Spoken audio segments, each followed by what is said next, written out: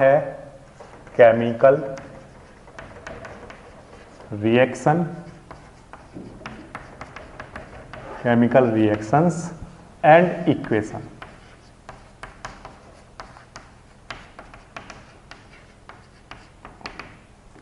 Okay, तो बच्चों दो चीज़ों के बारे में बात करेंगे हम लोग।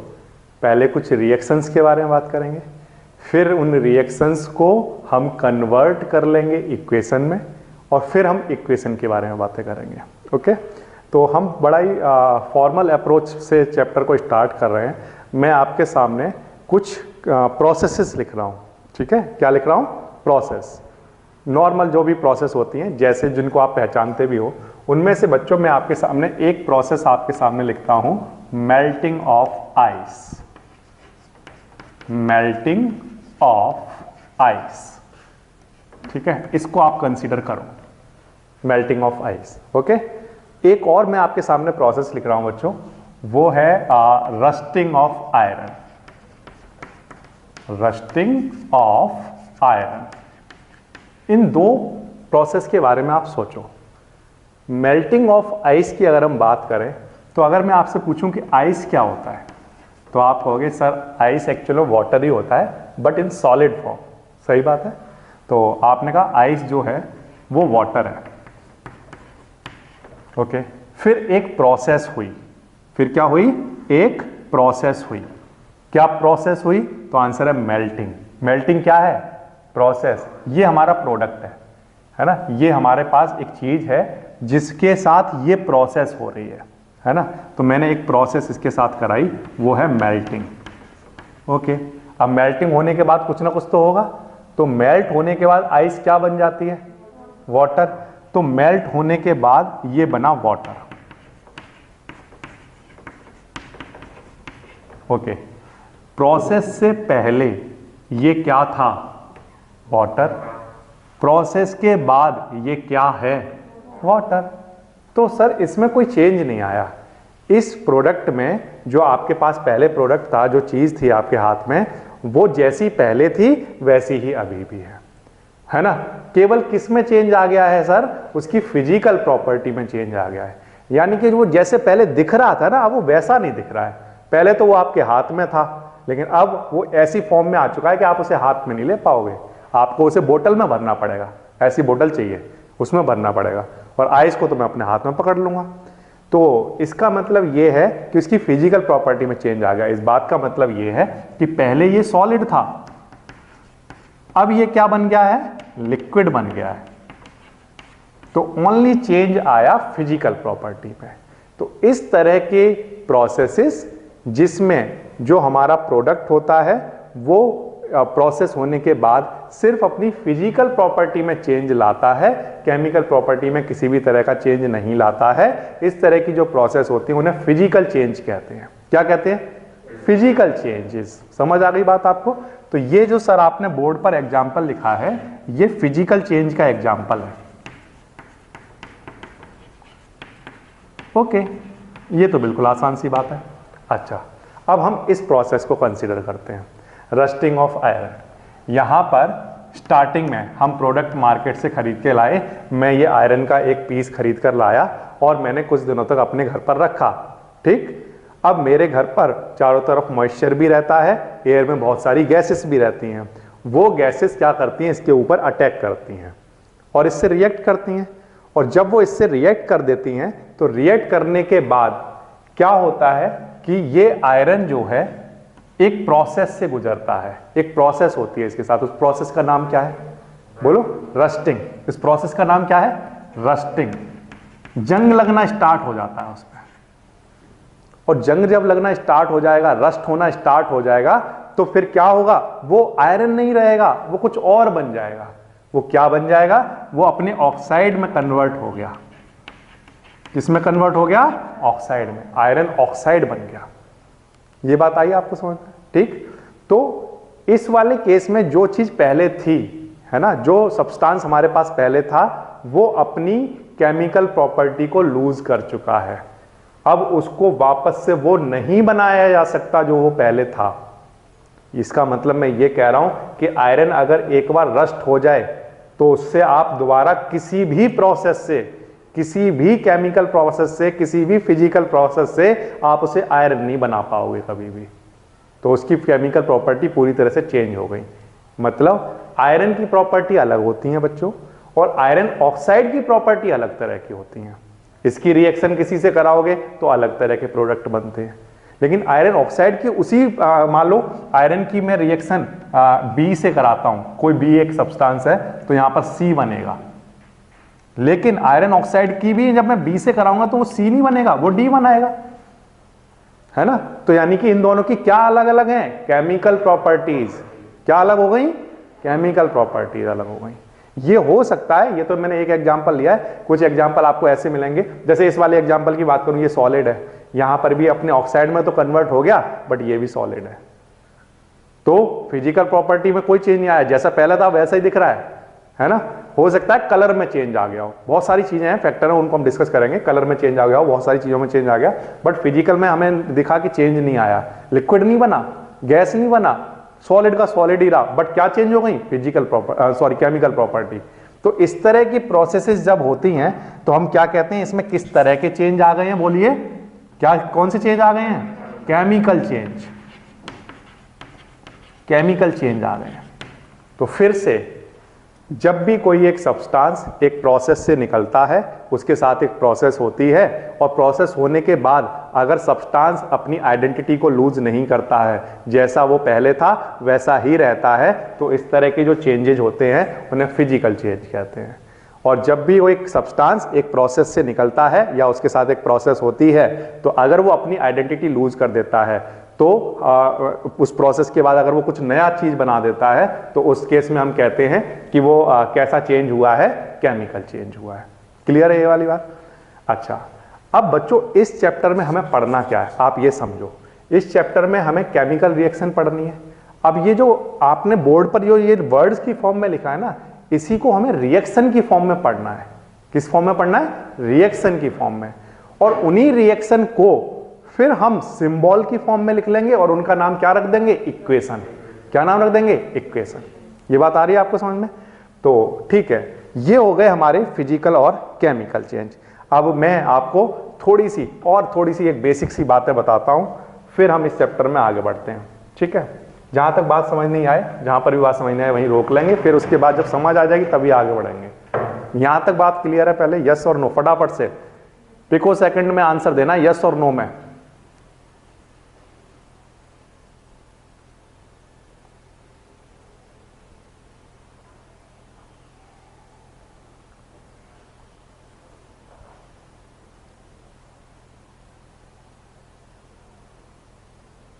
गुड, ठीक। देखो ध्यान दो बच्चों, मैं आपके सामने एक प्रोसेस लिख रहा हूं। क्या लिख रहा हूं, एक प्रोसेस। ठीक है, वो प्रोसेस कुछ इस तरह से है। जब भी बच्चों एक हाइड्रोजन की बात करें, मैं अभी फिलहाल के लिए ना थोड़ी देर के लिए बात कर रहा हूं कि हाइड्रोजन की रिएक्शन ऑक्सीजन से कराने पर क्या होता है बच्चों, वहां पर when hydrogen and oxygen reacts gives water. Hydrogen और ऑक्सीजन क्या करते हैं, रिएक्ट करते हैं और क्या देते हैं, वाटर देते हैं। ठीक है, ये एक कोई ना कोई प्रोसेस है ना। कौन सी प्रोसेस है ये फिजिकल चेंज है या केमिकल चेंज है? ये सर केमिकल चेंज है। क्या है, क्यों केमिकल चेंज क्यों है? तो आंसर है कि सर जो चीजें आप पहले लेकर चल रहे थे, बाद में वही चीजें नहीं लिखी। आपने तो वाटर लिख दिया, यहां पर आप ऐसे लिखते कि hydrogen and oxygen react and give hydrogen and oxygen. Hydrogen and oxygen react and give hydrogen and oxygen. अगर ऐसा लिखा होता तो बताइए कौन सा चेंज होता, फिजिकल चेंज। लेकिन सर आपने तो hydrogen and oxygen react give water लिखा। तो जो सब्सटेंस किसी प्रोसेस से पहले था, अब वो सब्सटेंस अपनी आइडेंटिटी लूज कर चुका है, खो चुका है अपनी आइडेंटिटी, अब कोई नई चीज बन गया है वो, तो उसको हम क्या कहेंगे, केमिकल चेंज। ठीक है, क्लियर है ये वाली बात। तो केमिकल चेंज हो रहा है। अच्छा, अब ये जो प्रोसेस है इसको हम कहेंगे यहां पर एक केमिकल प्रोसेस हुई। जो चेंज आया ना वो एक प्रोसेस के थ्रू हुआ होगा, उस प्रोसेस का नाम क्या है? Chemical process. ठीक है, अब उसे और थोड़ा सा अच्छा मॉडिफाई नाम दे दो कि सर वो एक केमिकल रिएक्शन हुई। क्या हुई? Chemical reaction. यानी कि पहले यहां पर जो लिए गए होंगे वो केमिकल होंगे, ठीक है, उनसे एक प्रोसेस हुई होगी और एक नया केमिकल बना होगा। समझ आ गई बात? ठीक, तो जो केमिकल मिलकर एक प्रोसेस से गुजर रहे हैं उस प्रोसेस का नाम क्या है? Chemical reaction. क्या नाम है? Chemical reaction. ये बात आ गई समझ में? ठीक है, तो ये एक केमिकल रिएक्शन बोर्ड पर लिखी हुई है। अब इस केमिकल रिएक्शन को हम लोग ये करेंगे क्योंकि हम क्लास 9th लेवल पर कुछ छोटी छोटी चीजें केमिस्ट्री में पढ़ के आ चुके हैं। वो कौन सी चीजें हैं सर? वो है जैसे कि सिंबल, हम एलिमेंट के सिंबल लिखना जानते हैं, हम एलिमेंट के एटॉमिक नंबर जानते हैं, हम उनकी वैलेंसी निकालना सीख कर आ चुके हैं, हम ये सीख कर आ चुके हैं कि कंपाउंड का फॉर्मूला कैसे लिखा जाता है। याद है आपको? जो जो चीजें अगर आपको नहीं याद होंगी वो यहाँ पर चैप्टर के साथ साथ आपको बता दी जाएंगी। तो अगर किसी बच्चे की 9th थोड़ी सी गड़बड़ हो गई है किसी भी वजह से तो उसको टेंशन लेने की जरूरत नहीं है। हर वो चीज जो छोटी चीज होगी वो पहले बताऊंगा, उसके बाद बड़ी बात बताऊंगा। ठीक है, तो अब हम यहाँ पर आते हैं, हाइड्रोजन एंड ऑक्सीजन रिएक्ट। तो यहां पर मैं कह रहा हूं इनके सिंबल तो कम से कम याद करने पड़ेंगे। फिजिक्स और मैथ एक ऐसा सब्जेक्ट है, फिजिक्स और मैथ, जिसमें कोई भी चीज हमें याद नहीं रखनी है, कोई भी चीज याद नहीं रखनी है। लेकिन केमिस्ट्री में कुछ चीजें ऐसी हैं जो हमें याद रखनी है। कौन सी चीजें? सब नहीं, कौन सी चीजें? अब जैसे ये व्हाइट कलर की शर्ट पहनी है तो ये तो याद ही रखना पड़ेगा कलर का नाम। इसमें आप क्या लॉजिक दोगे कि व्हाइट क्यों पहनी है? वो उसका कोई लॉजिक नहीं है। वो मेरा मन, मैं तो व्हाइट पहनूंगा, है ना? समझ आ रही है बात? तो ये व्हाइट है तो ये तो कलर आपको याद ही रखना पड़ेगा। ओके, तो अब वो सिंबल आप याद करके आए हो। हाइड्रोजन का जो सिंबल था वो आपने मुझे सिखाया था H, ठीक है। ऑक्सीजन का जो सिंबल था वो O है, कोई प्रॉब्लम वाली बात नहीं, ठीक है। और वाटर का जो फॉर्मूला है वो किसको याद है? H2O। वाटर का फॉर्मूला सबको याद है। वाटर का फॉर्मूला क्या होता है? H2O। ये ठीक है, कोई प्रॉब्लम नहीं आता। अब इसके आगे की बात करते हैं। हाइड्रोजन की रिएक्शन ऑक्सीजन से कराने पर, अब जैसे यहां पर जो एंड वर्ड बच्चों यूज हुआ ना, देखो हाइड्रोजन ये लिखा हुआ है, एंड का लिखा हुआ है सर, एंड ये लिखा हुआ है। तो केमिस्ट्री में एंड को हम किससे डिनोट करते हैं? प्लस से, ठीक है। अच्छा, रिएक्ट एंड गिव्स, अब गिव्स को किससे डिनोट करेंगे? एरो से। किससे डिनोट करोगे? एरो से सर। तो ये बात आ गई समझ में? ठीक है, तो hydrogen and oxygen react and give what? Water. अब ये क्या लिख दिया सर आपने? ये बच्चों एक केमिकल रिएक्शन लिखी हुई थी और उसको मैंने उसके सिंबल्स और कुछ एरो और कुछ नोटेशन यूज किए, प्लस माइनस कुछ यूज किया और उसको मैंने एक फॉर्म बना दी जिसका नाम आप क्या रखोगे? Chemical equation. क्या नाम रखोगे? Chemical equation. तो सर ये क्या लिखी हुई थी? तो आंसर है केमिकल रिएक्शन। Chemical reaction. और जब भी एक केमिकल रिएक्शन को कुछ सिंबल और कुछ नोटेशन यूज करके उनको लिखा जाता है तो उसका नाम क्या होता है? Chemical equation. ओके, अब ये जो बोर्ड पर केमिकल इक्वेशन लिखी है, क्या ये सही लिखी हुई है? तो आंसर है नो, ये केमिकल रिएक्शन अभी ठीक नहीं लिखी हुई है। ओके, तो इसको हमें ठीक करना पड़ेगा। ठीक करने के लिए हमें कुछ बेसिक बातें पता होनी चाहिए। वो बातें क्या है? जैसे हाइड्रोजन के बारे में हमने ये पढ़ा है कि हाइड्रोजन जो होता है वो डाई एटॉमिक होता है। कैसा होता है? Die atomic. डाई एटॉमिक का क्या मतलब है? कि जब भी हाइड्रोजन किसी से रिएक्ट करेगा, मेरी बात ध्यान सुनना, डाई एटॉमिक का मतलब है हाइड्रोजन जब भी किसी से रिएक्ट करेगा तो वहां पर हाइड्रोजन के 2 एटम होने चाहिए, 2, ठीक है, उसे हम कहेंगे डाई एटॉमिक। अब जैसे एग्जांपल के लिए यहां पर हाइड्रोजन के कितने एटम लिखे हुए हैं? ये हाइड्रोजन का एटम लिखा हुआ है, ये बात ध्यान रखना। ये क्या लिखा हुआ है? तो अगर कोई आपसे पूछे क्या लिखा हुआ है तो आप कहोगे हाइड्रोजन का एक एटम लिखा हुआ है, ठीक। लेकिन अगर ये कोई आपसे पूछे ये क्या लिखा हुआ है तो आप ये कहोगे कि ये हाइड्रोजन का एक मॉलिक्यूल लिखा हुआ है। क्या लिखा हुआ है? मॉलिक्यूल, ठीक है ना, हाइड्रोजन का एक मॉलिक्यूल है। और हाइड्रोजन का एक मॉलिक्यूल कितने एटम से मिलकर बनता है? तो आंसर सर 2 एटम से। ये बात आ गई समझ में? क्लियर है ये वाली बात? तो ये डाई एटॉमिक होता है। अब इसके आगे की बात, इन दोनों में से रिएक्ट कौन करेगा हमेशा? तो आंसर है हमेशा ये H2 रिएक्ट करेगा, कभी भी H रिएक्ट नहीं करता है। ठीक, कौन रिएक्ट करता है? H2 रिएक्ट करेगा हमेशा। क्लियर है ये बात? अच्छा, अब H2 को यहां पर लेकर आ जाओ, तो ये अब ठीक हो गया, अब ये सही लिखा हुआ है। ऐसे ही बच्चों ऑक्सीजन जो होता है वो डाई एटॉमिक होता है, तो इसलिए ऑक्सीजन में भी क्या लिखोगे? O2, मतलब O2 ही रिएक्ट करेगा। ठीक, अब ये रिएक्शन क्या ठीक लिखी हुई है? बताओ हाँ या ना, बोलो। तो आंसर है सर ये रिएक्शन ठीक लिखी हुई है, बट ये रिएक्शन बैलेंस नहीं है। क्या नहीं है? ये सर रिएक्शन तो आपने ठीक लिख दी, बट ये क्या नहीं है? बैलेंस नहीं है। ये बात आ गई समझ में? बैलेंस नहीं है का क्या मतलब है? बैलेंस नहीं है का मतलब ये है कि यहां पर हाइड्रोजन के कितने एटम? 2, यहां पर हाइड्रोजन के कितने एटम? 2, बैलेंस है। ऑक्सीजन के कितने एटम? 2, यहां पर ऑक्सीजन के कितने एटम? 1, कितने? 1, यहां पर 2, यहां पर 1, तो ये तो बड़ी नाइंसाफी है, इधर 2 है इधर 1 है ना? तो ये तो सही नहीं है, तो ये बैलेंस नहीं है ये रिएक्शन। ठीक है ना? तो हम ये कहते हैं कि जो एरो जो आपने बनाया है ना, एरो से पहले जो कुछ यहां पर लिखा हुआ है उस सब को जाना जाएगा किस नाम से? रिएक्टेंट के नाम से। और एरो के इधर जो कुछ लिखा होगा वो किस नाम से जाना जाएगा? प्रोडक्ट के नाम से। ठीक है, बिल्कुल आसान सी बात है ये तो। अच्छा, अब इसके बाद हम ये कह रहे हैं कि जितने रिएक्टेंट में एटम हैं उतने ही एटम कहां होने चाहिए? प्रोडक्ट में। अगर number of atom in the reactant and number of atom in the product are equal, then the reaction is called balanced equation, then the equation is called balanced equation, otherwise it is called unbalanced or skeletal equation। ये बात आई आपको समझ में?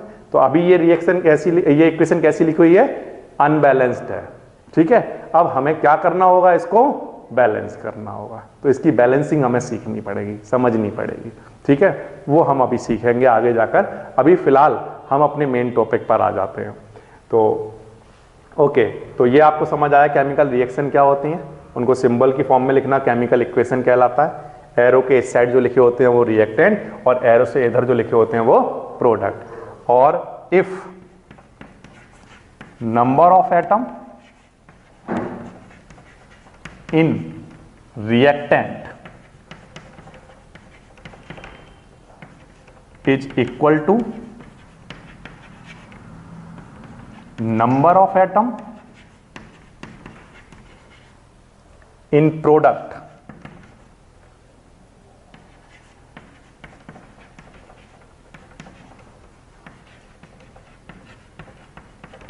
then reaction is called, then equation is called,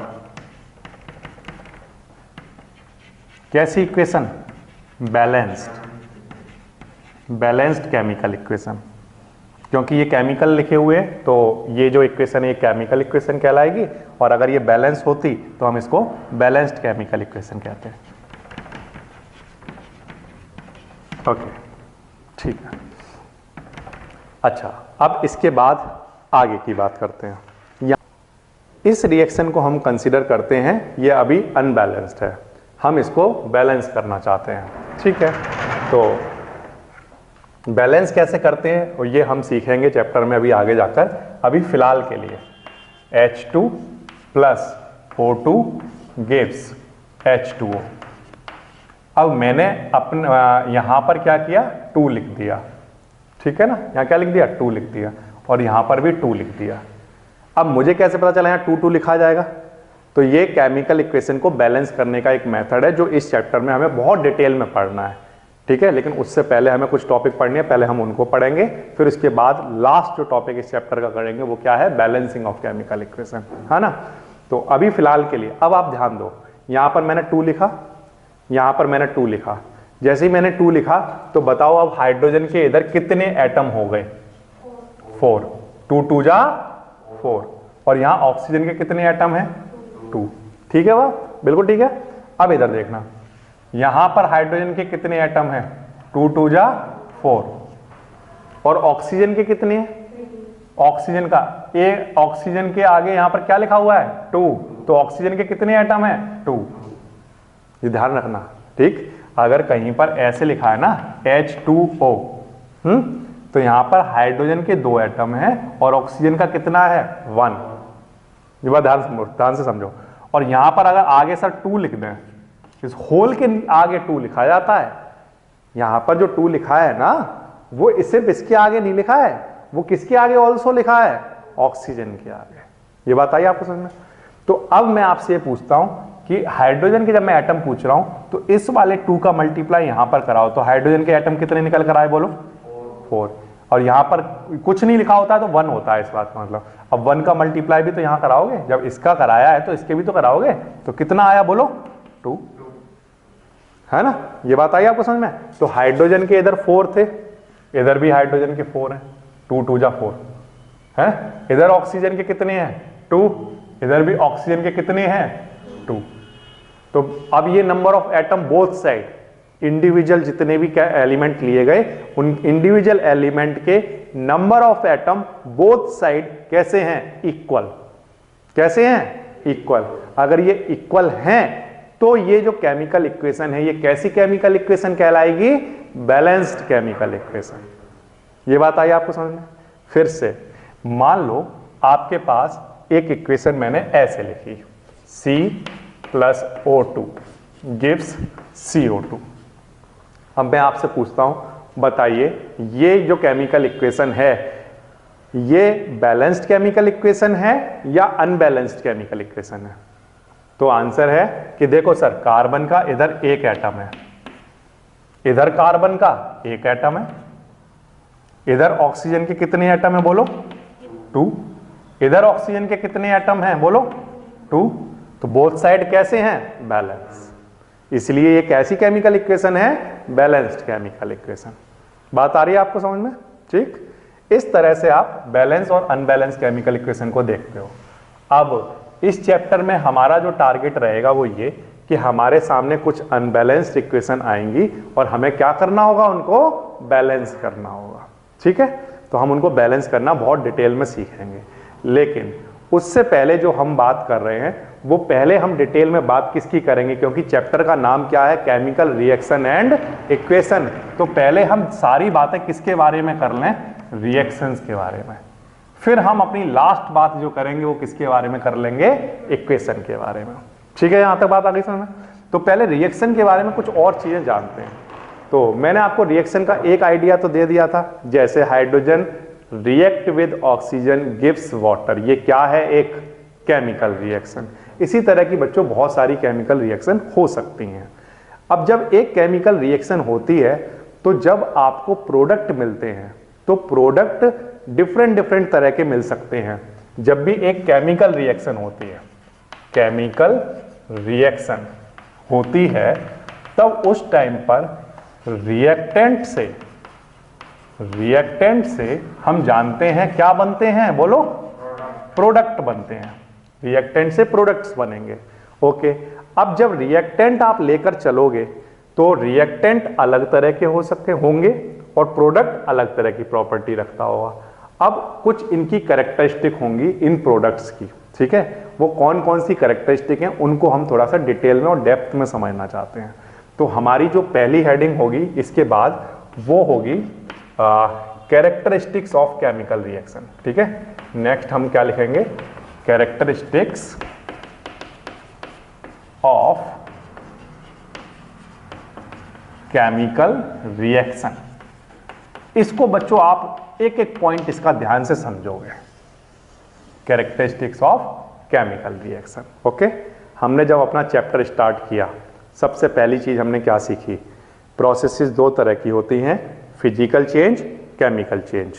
अगर कोई भी component, कोई भी सब्सटेंस अपनी आइडेंटिटी लूज कर देता है, ठीक है, उसमें किसी भी तरह का अपनी आइडेंटिटी लूज नहीं करता है, अपनी आइडेंटिटी लूज नहीं करता है, उसमें किसी भी तरह का कोई केमिकल चेंज नहीं आता है, तो हम कहते हैं वो कैसा चेंज है? Physical change. अगर कोई सब्सटेंस अपनी आइडेंटिटी लूज कर देता है ना, उसमें किसी तरह का कोई केमिकल चेंज आ जाता है, उसकी केमिकल प्रॉपर्टी चेंज हो जाती है, तो हम उसे क्या कहते हैं? Chemical change. फिजिकल चेंज का एग्जांपल मैंने आपको क्या दिया? Melting of ice. Chemical change का मैंने आपको एग्जांपल क्या दिया बोलो, रस्टिंग ऑफ आयरन। बहुत सारे एग्जांपल ऐसे हो सकते हैं। फिर उसके बाद आपने केमिकल रिएक्शन समझ लिया और फिर उनको सिंबॉलिक फॉर्म में लिखना, आपने कहा कि वो केमिकल इक्वेशन कहलाता है। फिर इसके बाद आपने कहा केमिकल इक्वेशन दो तरह की होती हैं, बैलेंस भी हो सकती हैं और अनबैलेंस भी हो सकती हैं। ठीक है, अब केमिकल रिएक्शन भी जब हो रही होती हैं तो कुछ कैरेक्टरिस्टिक कंटेन करती हैं। उनमें से मैं आपके सामने सबसे पहली कैरेक्टरिस्टिक लेकर आता हूं। मैं से सबसे पहले आपको फॉर्मेशन ऑफ पीपीटी बताता हूं। देखो सुनो मेरी बात ध्यान से। हम बच्चों एक बीकर में, एक मैं बीकर ले रहा हूं और इस बीकर में मैं यहां पर फिल कर रहा हूं, इसका सॉल्यूशन ले रहा हूं, बोलो सोडियम क्लोराइड सॉल्यूशन का, सोडियम क्लोराइड सॉल्यूशन ले रहा हूं और इसमें यहां पर मैं ऐड करा रहा हूं किसको, सिल्वर नाइट्रेट को। ठीक है, सिल्वर नाइट्रेट को। सोडियम क्लोराइड के सॉल्यूशन में सिल्वर नाइट्रेट के सॉल्यूशन को मैं मिक्स करा रहा हूं। ठीक है, जब आप इसको इससे मिक्स कराते हो, ठीक है ध्यान सुनना, जब आप इससे इसको मिक्स कराते हो तो एक्चुअल में आप ये क्या करा रहे हो, आपके एक हाथ में एक बीकर है, दूसरे हाथ में एक बीकर है, आपके इस वाले हाथ में क्या है, सोडियम क्लोराइड का सॉल्यूशन, इस वाले हाथ में क्या है बोलो, सिल्वर नाइट्रेट, सिल्वर नाइट्रेट का सॉल्यूशन, और आप उसमें धीरे धीरे धीरे करके डाल रहे हो। ठीक है, जब आप डालते हो तो वहां पर क्या होगी बोलो, क्या होगी, केमिकल रिएक्शन।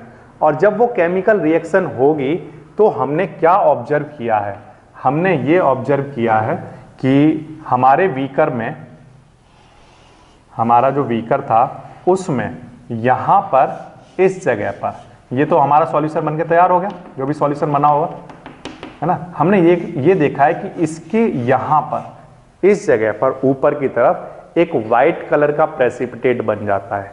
ये प्रेसिपिटेट क्या होता है, प्रेसिपिटेट एक ऐसा सब्सटेंस होगा, एक ऐसा कंपाउंड हो सकता है जो कि आपके दूसरे वाले सॉल्यूशन से मिक्स नहीं हो रहा है, उससे ऊपर आ गया है। क्या आ गया है, उससे ऊपर आ गया है, जिसको आप अलग कर पाओगे। समझ रहे हो आप क्या करोगे, आप क्या कर पाओगे, अलग कर पाओगे। ठीक है ना, अब जैसे एग्जाम्पल के लिए मैं आपको बताता हूं, अब तब आप रिलेट कर पाओगे। जैसे मान लो मैं एक बकेट लूं, एक बकेट मैंने लिया, उस बकेट में मैंने सैंड पार्टिकल से भरा हुआ पानी भर दिया। जैसे आपने अपने घरों में कहीं पर, अगर आप कहीं भी देखा होगा कि पानी गंदा आ रहा है, उसमें क्या हो रहा है, सैंड पार्टिकल आ रहे हैं, रेत आ रहा है बहुत सारा उसमें, तो आपने बकेट में पानी भर लिया और भरने के बाद फिर क्या किया, उसे थोड़ी देर के लिए रख दिया, थोड़े टाइम के लिए रख दिया। क्या होता है बताओ, मिट्टी आ रही है पानी में, क्या होता है, मिट्टी सर नीचे बैठ जाती है, नीचे बैठ गई। फिर क्या करते हो आप बताओ, आपका पानी, साफ पानी ऊपर रह गया, तो आप क्या करते हो, ऊपर से पानी को अलग कर लेते हो। फिर सैंड तो नहीं आएगी उसमें, पानी अलग कर लिया, मिट्टी नीचे बैठ गई, पानी अलग कर लिया। तो ये पानी का आप क्या कह सकते हो, थोड़ी देर के लिए, सिर्फ एग्जांपल के लिए क्या कह सकते हो, ये पानी का क्या है, प्रेसिपिटेट, कि पानी अलग किया जा सकता है, उसके साथ दूसरी वाली चीज मिक्स नहीं हो रही है। इसी तरह से यहां पर जब सोडियम क्लोराइड और सिल्वर नाइट्रेट के सॉल्यूशन को जब हम मिक्स कराते हैं ना बच्चों, तो वहां पर सोडियम क्लोराइड का सॉल्यूशन जो होता है वो एज अ वाइट प्रेसिपिटेट वहां पर ऊपर आ जाता है ना। तो यहां पर क्या बना, सोडियम क्लोराइड, ये, और जो नीचे जो बनता है वो सोडियम और नाइट्रेट बन जाता है, सोडियम नाइट्रेट। ठीक है ना, ये आपका सॉल्यूशन नीचे बन के तैयार हो जाता है और वो ऊपर प्रेसिपिटेट बन जाता है व्हाइट कलर का, AgCl, ये व्हाइट कलर का प्रेसिपिटेट है। तो इसका मतलब ये है कि जब केमिकल रिएक्शन होती हैं तो क्या हो सकता है, formation of PPT, formation of PPT हो सकता है। ठीक है, ये बात आ रही है समझ में। अब ये जो रिएक्शन हो रही है, इस रिएक्शन में हमने किया क्या है, सोडियम क्लोराइड की रिएक्शन, सोडियम क्लोराइड की रिएक्शन करवाई है किससे, सिल्वर नाइट्रेट से। किससे करवाई है, सिल्वर नाइट्रेट से। क्या बन जाएगा, सोडियम क्लोराइड, सोडियम क्लोराइड बनेगा, और क्या बना, सोडियम नाइट्रेट। क्या बना, सोडियम नाइट्रेट। ओके, ये सोडियम नाइट्रेट बन गया। और ये जो बना था ये हमारा पीपीटी था।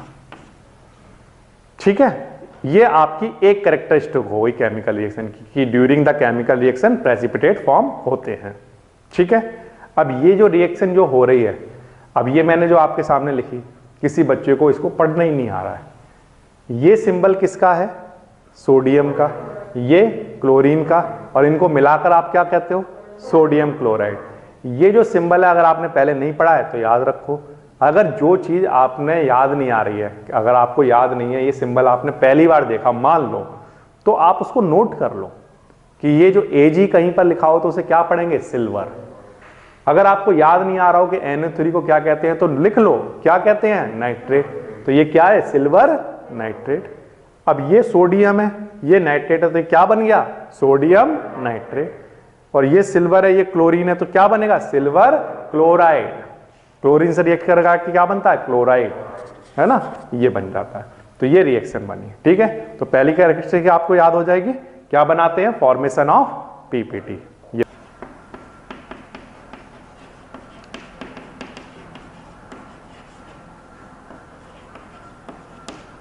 Evolution of gases. ठीक है, गैस का बनना, गैस का बाहर निकलना, ये भी होता है जब एक केमिकल रिएक्शन होती है। तो वो कैसे होता है? सुनो ध्यान से, इधर ध्यान दीजिए।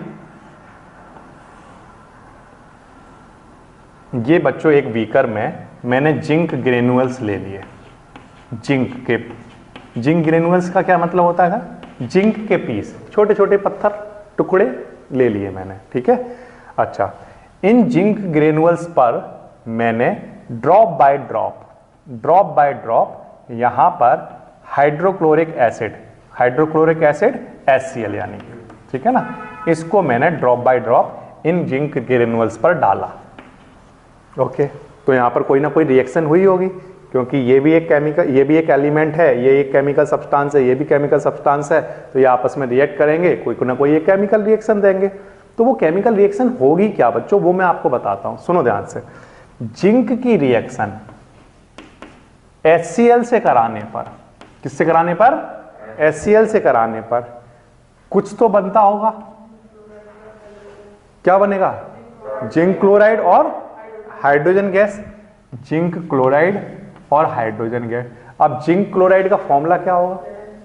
ZnCl2, और साथ में क्या बनेगा? Hydrogen gas. ये बनेगा। हमें कैसे पता चलेगा ये बनेगा? हमें कैसे पता चलेगा?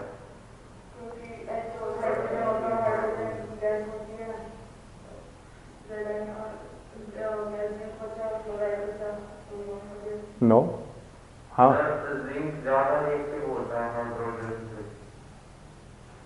रिएक्टिव होता है हाइड्रोजन से। अच्छा, ठीक है, तो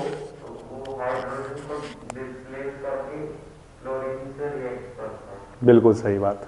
जिंक जो है वो ज्यादा रिएक्टिव होता है किससे? हाइड्रोजन से। तो वो हाइड्रोजन को डिस्प्लेस कर देता है और उसके साथ खुद जुड़ जाता है जाकर, है ना। और कौन बाहर निकल गया? H। और अकेला H तो एग्जिस्ट करेगा नहीं, आपको स्टार्टिंग में बता दिया मैंने। जब भी वो होगा तो अपनी मॉलिक्यूलर फॉर्म में होगा, तो क्या बनेगा? H2। ठीक है, ये बात आ गई आपको समझ में? तो ये जो रिएक्शन बच्चों अभी लिखी हुई है, क्या ये बैलेंस केमिकल इक्वेशन है? नो। क्यों? क्योंकि यहां पर क्लोरीन कितना है? 1, और यहां पर कितना दिखाई दे रहा है? 2। तो यहीं से पता चलेगा कि ये बैलेंस नहीं है। तो इसको बैलेंस किया जा सकता है, इसको यहां पर क्या लिख दो? 2। तो आप देखो, Zn 1 है, Zn 1 है, हाइड्रोजन 2 है, हाइड्रोजन 2 है, क्लोरीन 2 है, क्लोरीन 2 है। ठीक है, अब ये बैलेंस हो गया। अब इसमें आप क्या देख रहे हो कि जब जिंक क्लोराइड तो बनता ही है, बट साथ में क्या निकलती है? Hydrogen gas. तो इस तरह की भी केमिकल रिएक्शन देखने को मिलती हैं जहां पर गैस इवॉल्व होती है। ठीक है, अब ये वाली बच्चों ये रिएक्शन है, जैसे मेटल, जिंक एक मेटल है, ये क्या है? एक एसिड है, हाइड्रोक्लोरिक एसिड। मेटल की रिएक्शन एसिड से कराने पर हाइड्रोजन गैस बनती है, क्यों बनती है, कैसे बनती है, ये सारे चैप्टर आप क्लास 10th में सीखने वाले हो। कौन कौन से चैप्टर? मेटल, नॉन मेटल सीखोगे, है ना। इसके बाद सेकंड चैप्टर जब हम पढ़ेंगे एसिड, बेस एंड सॉल्ट, तो वहां पर ये सारी चीजें सीखोगे कि एसिड रिएक्ट करते हैं तो क्यों करते हैं। वहां पर आपको बढ़िया बढ़िया वाले कॉन्सेप्ट बताए जाएंगे जिसमें आपकी वो प्रॉब्लम दूर हो जाएगी कि आपको ये नहीं पता चलता कि केमिकल रिएक्शन इक्वेशन लिखते कैसे हैं, है ना। यहां पर मैंने कोई भी एक इक्वेशन लिख दी, जैसे मैंने AgNO3 प्लस NaCl लिख दिया, अब आपको पता ही नहीं चल रहा प्रोडक्ट क्या बनेगा, है ना। और वो प्रोडक्ट बनेगा आपको ये पता चल गया तो क्यों बना, वो वही क्यों बना, कुछ और क्यों नहीं बना, ये भी तो पता होना चाहिए। तो ये सारे कॉन्सेप्ट जो है ये आपके आगे आने वाले चैप्टर में acid base and salt and metal and non metal में पूरा डिटेल में दिए हुए हैं, वहां पर हम डिटेल में डिस्कस करेंगे।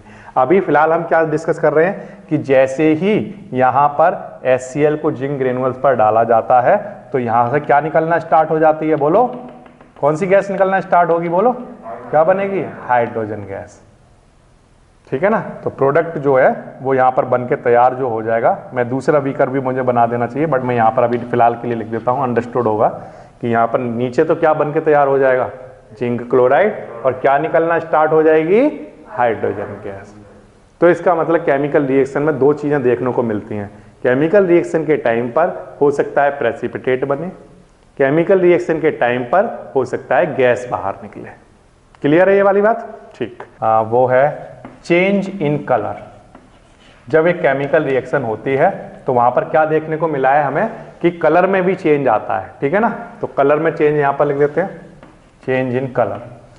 तो उसके लिए तो मैंने आपको स्टार्टिंग में एक रिएक्शन दी थी, याद है आपको, कौन सी रिएक्शन दी थी, हाँ आयरन वाली। आयरन जब रस्टिंग की प्रोसेस से निकलता है, रस्टिंग होती है उसकी, है ना, तो क्या होता है, वो किस में कन्वर्ट हो जाता है, आयरन ऑक्साइड में। आयरन आपने देखा है कैसा होता है, ग्रेस ब्लैक कलर का, ग्रेस ब्लैक कलर का, ठीक है। अभी थोड़ी देर के लिए अगर आप ब्लैक लिखना चाहते हो तो लिख लो, चलो, वैसे ये इसको हम ग्रेस ब्लैक कहेंगे, ओके।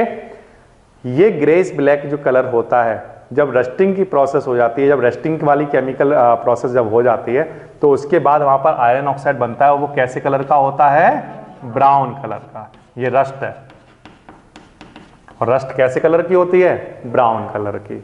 तो इसका मतलब ये है कि एक chemical during a chemical reaction जो एलिमेंट होते हैं उनके क्या चेंज हो जाते हैं, कलर चेंज हो जाते हैं। तो तीन प्रॉपर्टी हो गई। पहली property, during a chemical reaction formation होता है किसका, पीपीटी का, प्रेसिपिटेट का फॉर्मेशन होता है। ड्यूरिंग अ केमिकल रिएक्शन क्या इवॉल्व हो सकती है, गैस बाहर निकल सकती है। तीसरा कि जो हमारे सब्सटेंस हम लेकर चले थे उनके क्या चेंज हो जाते हैं, कलर चेंज हो जाते हैं। ये बात आ गई आपको समझ में। फोर्थ, इसका भी मैंने आपको एग्जाम्पल दिया था, मैं आपको फिर से एक अच्छा एग्जाम्पल दूंगा, चेंज इन स्टेट, स्टेट में चेंज हो जाना। तो इसका मैं आसान वाला एक एग्जाम्पल दूंगा कि जैसे पेट्रोल होता है,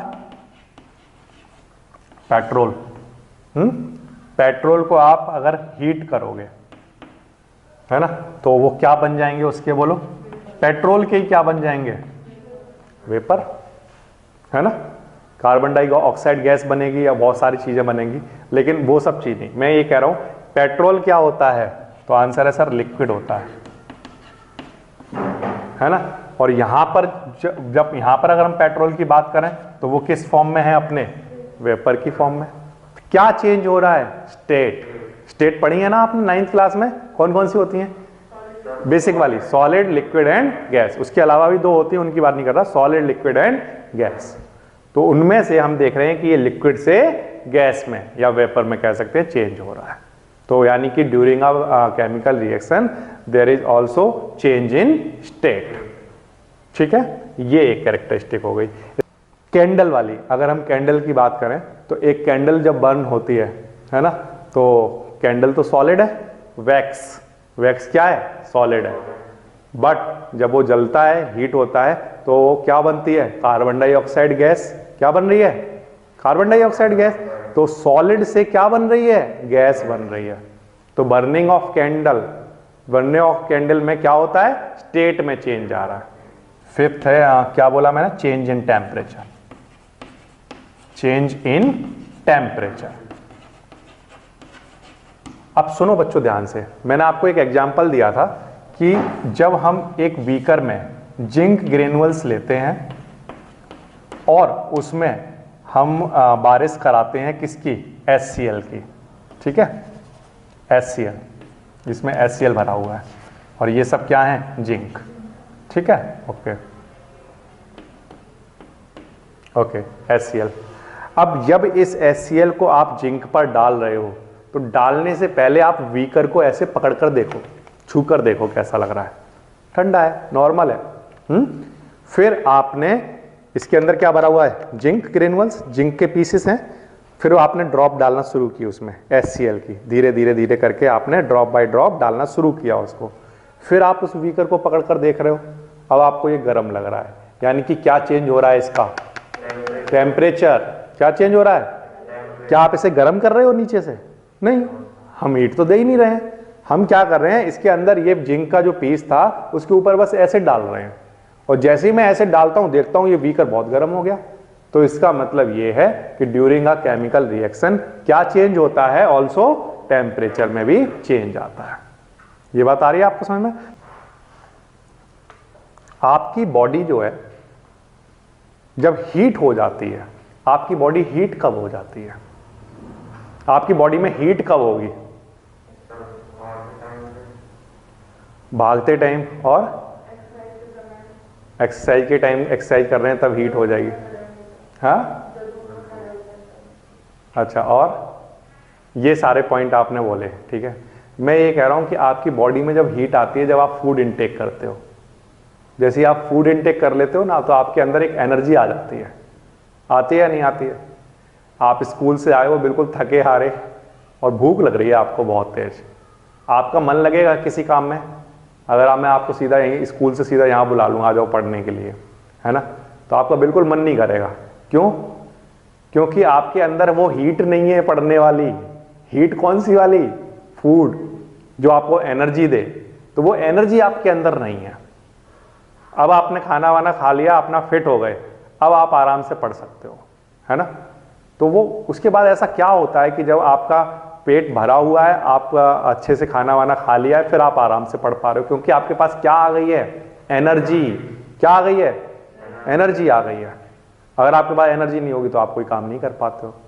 और जैसे आपको कुछ एनर्जी दे दो, कुछ खाने के लिए दे दो, आपके पास फिर उछलना शुरू कर देते हो, है ना। तो आपके पास एनर्जी आ गई। वो एनर्जी कहाँ से आई? वो एनर्जी एक्चुअल में है क्या, समझो। जो फूड हमने इंटेक किया, वो फूड किस में कन्वर्ट हुआ? ग्लूकोज में। किस में कन्वर्ट हुआ? ग्लूकोज में। और ग्लूकोज अपने सिंपलर सब्सटेंस में ब्रेक हो रहा है ना, सिंपलर सब्सटेंस में, लाइक H2O में, है ना, ब्रेक हो रहा है। और सिंपलर सब्सटेंस में जब वो ब्रेक होता है तो वहां पर क्या निकलती है? हीट। क्या निकलती है? हीट निकलती है। और वही हीट क्या है? आपकी एनर्जी है, जिससे आप काम कर सकते हो, पूरे दिन काम कर सकते हो। तो वो हीट एनर्जी निकल रही है। क्या हो रहा है? बॉडी का टेम्परेचर चेंज हो रहा है। आपके अंदर जान नहीं है बिल्कुल भी, आपने कुछ खाया पिया नहीं है, आप देखना आपका शरीर ठंडा हो जाएगा बिल्कुल। आपको लगेगा कि बस गया है, बिल्कुल बेहोशी वाली हालत हो जाएगी, बिल्कुल ठंडे होते जा रहे हो आप। लेकिन आपको कुछ खिला दो, पिला दो, तो आप एकदम से खड़े हो जाओगे। तो आपके अंदर क्या आ गई है? अब हीट आ गई है। आपकी बॉडी का टेम्परेचर चेंज हो गया, टेम्परेचर में चेंज आ रहा है। तो ऐसी जो रिएक्शन होती है ना बच्चों, जिनमें हमें हीट मिलती है, इस तरह की जो रिएक्शन होती हैं, उनका नाम एक्जोथर्मिक रिएक्शन होता है। कौन सी रिएक्शन? जिसमें हमें प्रोडक्ट के साथ साथ क्या मिल रही है? हीट मिल रही है, ठीक है। तो वो एक्जोथर्मिक रिएक्शन कहलाएंगी। इसका मैंने एक एग्जांपल कौन सा दिया? जिंक की रिएक्शन किससे कराने पर? HCl से कराने पर क्या बनेगा वहां पर? बोलो। जिंक क्लोराइड तो बनेगा ही, हाइड्रोजन गैस बाहर निकलेगी और क्या डेवलप होगी? हीट। हीट बनेगी वहां पर। तो ये रिएक्शन कौन सी रिएक्शन है? एक्जोथर्मिक। अब जो आप फूड पचाते हो, जो रेस्पिरेशन की प्रोसेस है, वो कौन सी रिएक्शन है? कौन सी है? Exothermic reaction. आपकी रेस्पिरेशन की प्रोसेस कौन सी प्रोसेस है? एक्जोथर्मिक।